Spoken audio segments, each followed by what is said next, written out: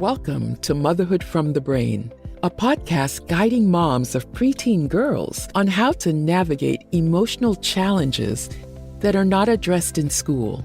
We share real stories, expert advice, and brain-based methods for handling tough moments. Discover insights to create a deeper connection with your preteen and improve your motherhood journey. Let's tackle the uncharted territory of parenting together. Hosted by professional certified coach, Esther Babazi. Good morning, moms. Good evening, good afternoon, good night from wherever you're listening in from. Welcome to the 6th episode of the Motherhood and the Brain podcast. Before we begin, I just want to state a small disclaimer. I am not a psychiatrist or psychologist or any other licensed mental health professional. On this podcast, Motherhood and the Brain, I just share what has helped me improve my life, what has worked for me, what has helped me improve my emotional, mental, and physical well-being. Because I see out there, I see other moms who are in the same place that I was, who think that there's something wrong with them, they're not figuring out this motherhood thing, what is wrong with them. And I can tell you, I have been there.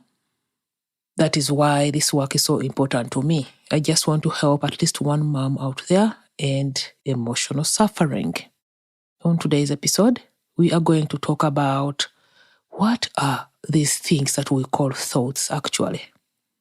And this is important because many of us were not taught about thoughts in the traditional school systems. So you are not alone in facing the challenge of gaining awareness of what is going on in your brain. I used to think that I had absolute zero control over what was going on in my brain. So, thoughts are neutral. They don't have any meaning. We give them meaning. We usually give them meaning depending on our upbringing, where we live, and how much societal input we have taken in on ourselves, if I can say it like that. Thoughts, they are actually sentences. Okay, sometimes they can be questions, but thoughts are they are sentences that swim around in our brain. They are like snow or rain. They just keep falling. They just keep falling. Studies show that we have around 60,000 thoughts each single day. Like a human being has around 60,000. And we catch a few of those. Many of them go unnoticed. Just like the heart's function is to pump blood, one of the brain's jobs is to produce thoughts. Those thoughts, they keep swimming and flooding in your head. And because of different reasons, you pick one or a few. And you fixate on it, you ruminate on it, you start pulling it apart, you start believing it, and it won't leave. Anytime a sentence won't leave your head, it's because you are maybe unconsciously choosing to do that. For example, if you have a sentence in your head like you are a bad mother, I am a bad mother, your brain will go to work to find all the times you did things that are quote-unquote not fit, not like things a good mother does. If you believe that your child is stubborn, your brain will go to work and find you all the evidence of the times your child displayed behavior that you think is problematic. If you believe you're a bad mother, your brain will not go to work to find you evidence of you being a good mother. Our brain finds us evidence depending on what we think. If you believe your child is stubborn, your brain will not go to work to find you the things that your child did that you do not describe as stubborn. When your child says that she hates you, your brain will go to work to find all the evidence that backs up that. It will go to work to find all the evidence that supports your daughter's sentence. When your child tells you something and you believe it, then your brain goes to work to find all the times you did things that lead to your child's hatred or hating you. Let me repeat. From what we think, from the sentences in our head, the brain goes and finds as evidence to support those sentences. If you believe you're a terrible mother, you're a lousy mother, you can't get this together, the brain will go to work and find you all the times you have done things that are quote unquote things that bad mothers do, things that unfit mothers do. If you believe your child is failing, maybe she will not amount to anything in the future, whatever it is that you believe, your brain will go to work. Not your daughter's brain, but your brain will go to work to find all the evidence that shows that your child will be failure, is failing, will not amount to anything, whatever. The important thing to learn here is whatever you think, whatever you believe, your brain will go to work to find your evidence. Your brain will reinforce that belief. Your brain will reinforce that thought for you. Like I said, sometimes these sentences are in question form. They are not only sentences, they come in question form. And every time you have a question lingering around in your head, stewing and cooking, it is going to lead you to confusion. You are going to feel confused. And when we feel confused, we do not take action. We do not do anything because we are confused. We just sit there and stew in our own confusion, wasting precious mental energy. So when your brain offers you a question instead of a sentence, always tell your brain to take a guess. I don't know how to do this. That is one that I sometimes do. That sometimes I have in my head, like, I don't know how to do this thing, or I don't know how to fix that thing. And I'll just sit there because I said I don't know. I like resigned. I will not figure it out because I don't know how to do that. So sometimes I tell my brain, okay, brain, take a guess. How can we fix this? You take a guess. And you'll be surprised. Ideas will start springing up in your head. So, why do we believe negative thoughts about ourselves? For example, if your brain tells you a sentence, you're a bad mother. Like, why do we believe it? Why do we go all to the length of believing those things? If your child told you she hated you, why do you believe she hated you or she hates you? The reason is our brains are wired. The human brain is wired to prioritize negative information. This is an evolutionary thing. The negativity bias causes us to pay more attention and to give more weight to negative experiences and thoughts compared to positive ones. So as a result, negative thoughts about ourselves stand out more prominently in our minds. Millennia ago, many millennia ago, our ancestors lived in caves. They did not have houses. They did not cook their food the way we do. They did not have textbooks. They did not have Google to learn about things that threatened their survival. There was no way for them to know that this animal was dangerous. There was no way for them to know that this plant was dangerous, that this mushroom is poisonous, that this berry can be poisonous. They did not have hospitals to treat poisoning. So if they ate something that was poisonous, or if they ventured out of the cave at night and they were attacked by a wild animal, it meant death. So this is what led to our brain reinforcing the negative part. Everything our ancestors approached, they approached it with skepticism. They relied on this part of their brain to guide them and let them live so that they can extend their genes. But the world as we know it changed a long time ago. You and I no longer have the same threats that our ancestors did. We cook our food, we buy our food from the shop. Very few of us pick our food from the forest. We cook our food, even the food that we eat raw, we know it is safe. We live in houses, we have electricity, we drive cars. The threat of us being attacked by a wild animal now is minimal compared to when our ancestors lived. But of course, our brain does not know that. Our brain never evolved to catching up with what are threats to our survival today. Your brain thinks that when your child hates you, when your child says, I hate you, that's a threat to your survival. And then you start believing the sentence that your child told you. Sometimes when you forget to bake, like school cupcakes, your brain interprets that as some kind of threat to your survival. Because when you show up in school and you haven't baked the cakes, and you know what will Molly say, what will Sarah say of the PTA, and you start ruminating and identifying yourself as a failure because I failed to make cupcakes, I forgot to make cupcakes, maybe I didn't make good cupcakes. And then you start identifying yourself as like, what is wrong with me? Why can't I get to this together? Like, how can I forget these cakes? It was my responsibility. What am I not seeing? All these things, all these sentences swim in your head and you start believing them, reinforcing the idea that you are a bad mother or failing mother. Sometimes we believe negative thoughts about ourselves because of our past experiences of trauma, criticism, failure, upbringing.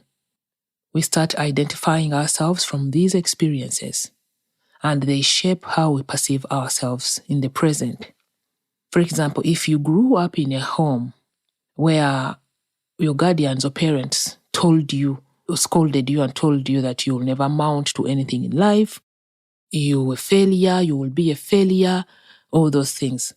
So every time you face a challenge in the world, you remember what they told you. And it's like evidence. I understand why I'm struggling. My mother, my father, my grandmother told me that I'll never amount to anything. Anything I'll do, I'll be failing. So you start reinforcing what you are told. But in all honesty, failing at things is normal. Failing at things is how we learn. We fail many times before we learn how to do something. But because you believe what your mother, your father, your grandmother, your guardian told you, you are now creating evidence for that thought that you have. Can you imagine, or can you take a moment to think about toddlers or babies when they were walking? I learned this from my own children. My son walked at 10 months and my daughter walked at 14 months. And when my son started walking, he fell a lot. He fell, he stumbled, he hit himself, he beat his lip, he bled a few from his teeth, but he never gave up. Every time he took a fall, he cried, we picked him up and soothed him, and off he was trying to walk again until he learned how to properly walk. But as human beings, we think, because of these stories that we have had, we think that when we fail at something, the first attempt, or even the 10th attempt, if we fail at something, the 10th attempt, that is a stamp of being a failure. Even though many of us have never raised children before, take a moment to think, if it's your first time raising a child, of course you don't know how to do it. Nobody was born a parent. Nobody was born knowing how to do this parenting thing, this motherhood thing. Of course you are going to fail. Of course you are going to make mistakes. But this does not mean that you are a failure. But because of what you were told when you were growing, you think it is the absolute truth. Your brain thinks like, okay, why bother? We are failures. You remember what grandmother said. You remember what mother said. I'll never amount to anything in this world. You are creating evidence. You are reinforcing the belief that you are a failure. People who lived before us, all those years ago, set up certain rules and standards about what it means to be a quote-unquote good mother.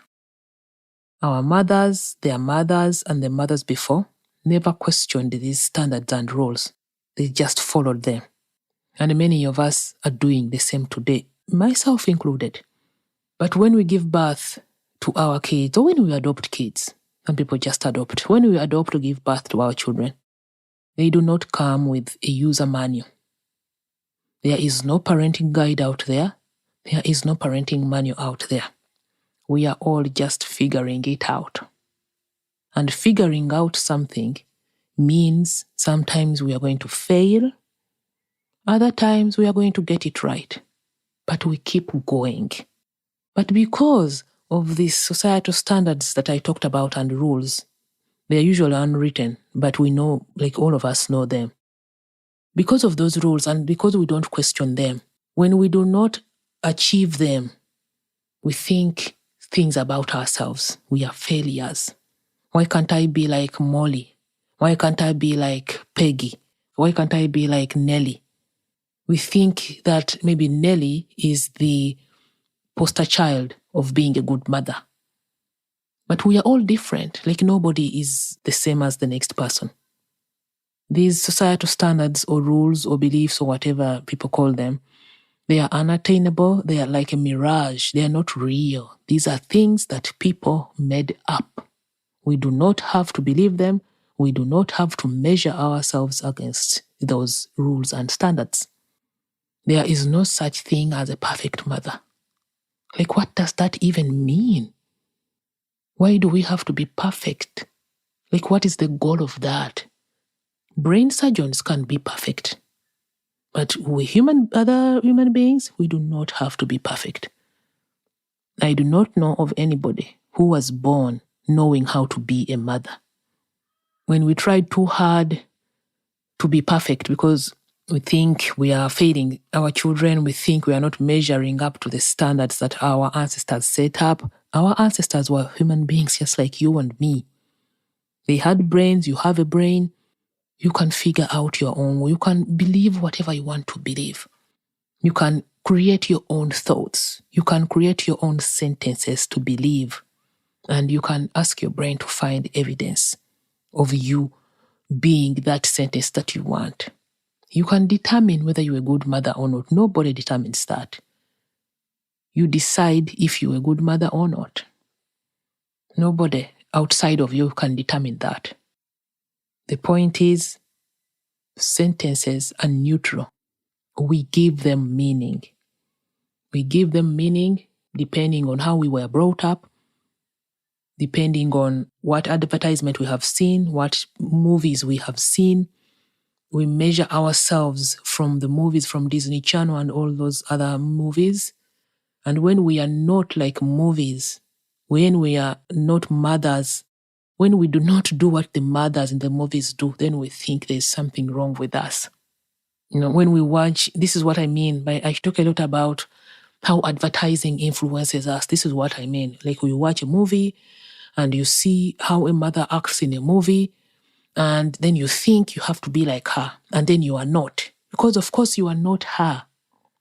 Of course you're not. A movie is just fiction, it's just made up. And then you think, I'm a bad mother because you are not measuring up to the mother you see on TV. And then when you think you're a bad mother, your brain will present you with all the evidence of where you have made human mistakes, where you have failed. Like I said, there is nothing wrong with failing. We have just been taught in school to think that failing is wrong. Everybody who's become successful in this world, whether in work, in business, in raising a family, in a relationship, in a marriage, whatever, everybody who defines themselves as successful, they will tell you they failed a ton before they became successful. So there is nothing wrong with failing. You set your own standards, you create your own sentences to believe. When your brain offers you sentences, you're a bad mother, you don't have to pay attention to them. But when you pay attention to them, it means you are doubting yourself. It means there's an area in your life that you identify yourself with in the sentence that the brain came up with. For example, this is something my teacher, Brooke Castile, taught us. If I told you that if your brain gave you a sentence that your blue hair is horrible and you did not have blue hair, you would not even pay attention to that thought. Or if I told you that you were let me give a better example. If I told you that you are a drug dealer and deep in your heart, you knew you were not a drug dealer, you would not even pay attention to me. You would be like, excuse me, is she talking to me? I am not a drug dealer. You would just ignore it and move on. But if you know deep down that you are some sort of drug dealer and I pointed it out to you, we would all get worked up. So when our brain offers us thoughts about us being bad parents, lousy parents, failing mothers, and we get so fixated on those sentences, it means a part of us believes that thought. This is where our work starts. It's where we get to question it. If I told you you are a drug dealer and you knew you were not a drug dealer, you would not even waste your mental energy on that. If your brain offered you a thought like stop dealing drugs, you would say like, sometimes my brain comes up with the craziest things it says to me. I noticed a sentence in there that said that I should stop dealing drugs. I have never dealt drugs. Move on, next. But when you believe, when you know, or when you believe that you're a drug dealer, or when a part of your body knows that you're a drug dealer, you will fixate and ruminate and try to cover up and deny and make excuses for whatever sentence it has in your brain. Let me repeat. When your brain offers you a sentence like you are a bad mother, and you believe it, what do I mean by believing it? When you sit down and ruminate and blame yourself for all the terrible things that you have done, all the things you have forgotten to do on your calendar, the PTA meeting you forgot to be at, maybe your child asked you to do something important and you forgot to do it because you are just human, you are stressed, you have a job, you have a business to run. Some things slide. You tend to forget. Maybe you forget your child's soccer practice and you just forget to drive her there. Or you forget to show up, or you schedule a meeting in that time when you are supposed to be at soccer practice. And then your brain says, oh, it's because you're a bad mother. If you really believe that you're a bad mother, you're going to beat yourself up. But if you don't believe it, you'll be like, okay, brain, I made a mistake. I forgot. That doesn't make me a bad mother. And you'll move on. You will not spend mental energy pulling it apart and beating yourself up for forgetting to drive a child to wherever they were supposed to be at a certain time. So our sentences are neutral. We give them meaning. They are just there. They are just falling. They are just swimming. It's like raindrops outside. It's like snowflakes that keep falling. We find one and we identify with it and make it mean something about us. And then we spin out of control. Remember in the previous episode, I said that those sentences or our thoughts lead to how we feel. They drive how we feel, and how we feel drives or leads us to take action or not to take action. So when you believe that you are a bad mother or failing mother, or when you believe that your daughter is stubborn from what she did or did not do, you are going to feel a certain way. Maybe you feel ashamed, maybe you feel guilty. And when you feel guilty, you are going to do manipulative things to try and control her. When you believe that you're a bad mother, you are going to feel ashamed. And when you feel ashamed, many of us want to hide. We want to hide away. We feel small. We don't want to show up. We ruminate, like we overthink it in our head. We spend a lot of time in our heads thinking, beating ourselves up. We even ignore the good times that we are, quote unquote, good mothers.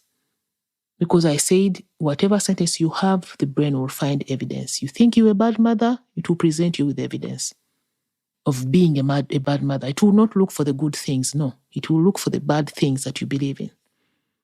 Your child made a mistake at school, was called in the director's office, whatever happened. Your child had a fight, and you were called at school, and you think your child is stubborn or they are bad or whatever you think, your brain is going to present you with all the evidence, all the times they have messed up.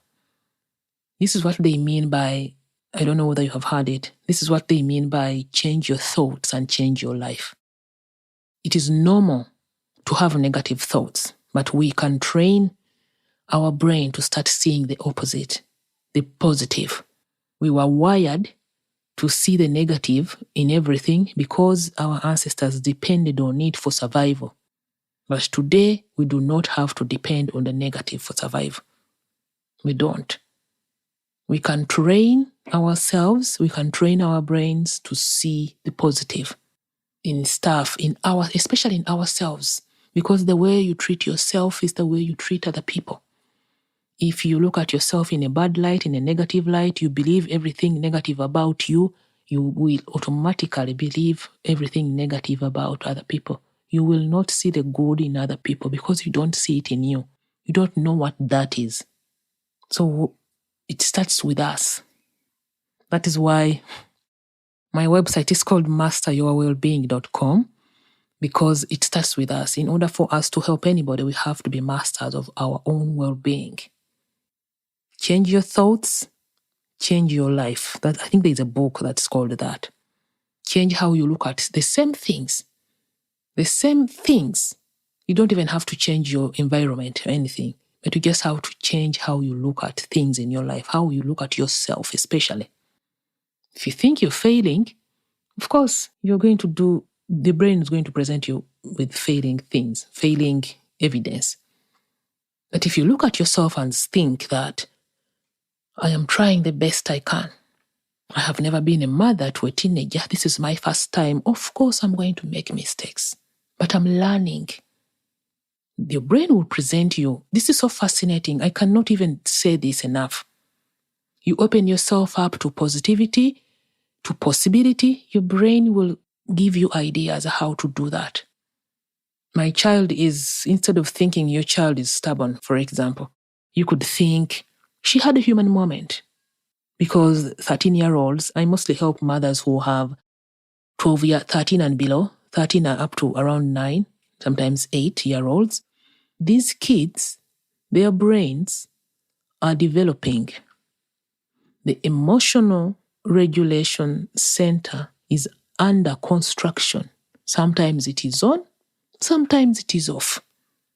Their high-thinking brain, the brain that is responsible for planning and focusing and executing, is under development. That is why they are messy. They don't know how to plan. That part of the brain is developing. So instead of thinking your child is being difficult or stubborn, you could just think she's growing. Her brain is not working yet. She doesn't know what to do. Same situation. They call you in the office. Instead of thinking she's stubborn, you could choose any other thing to think, and your brain will find you evidence to support that. This is the work I help moms with. Because, like I said in the beginning, I cannot recognize my life. I don't know how I lived without these tools. You can do it. You can redirect your life to what you want to believe. And I help mothers do that. Thank you for listening today. Take care of yourself. You are a quote-unquote good mother, because I don't even know what good mother means. You are doing what you want to do. You are showing up the best way you can with the resources that you have, the best way you know how. Have a nice day, everybody.